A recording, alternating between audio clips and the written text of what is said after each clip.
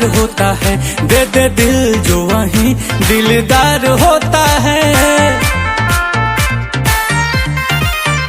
आंखों ही आंखों में आंखें चार होता है, दे दे दिल जो वहीं दिलदार होता है।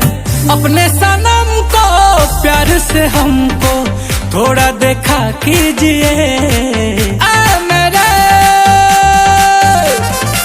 हम सफर। काले आंखों में तो चश्मा लगा लीजिए,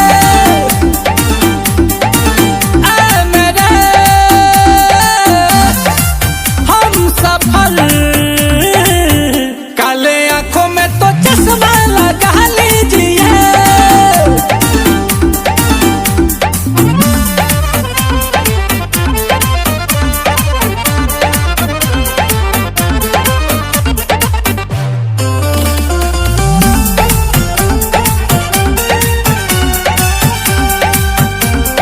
गाल गुलाब के पंख के जैसे, होठ तेरे मधुशाला है।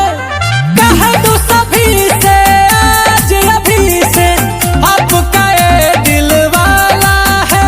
ऐसे हंस के दिल में बस के, जरा सीने में तो चाहत जगा लीजिए। रूप है धूप है, काले आंखों में तो चश्मा लगा लीजिए।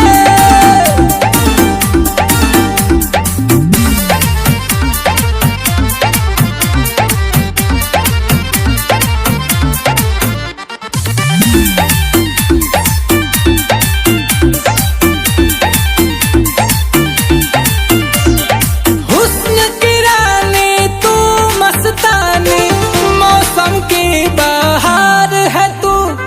ताजमहल सी कोई गजल सी, नील कमल की प्यार है तू। ओ मेरी जाने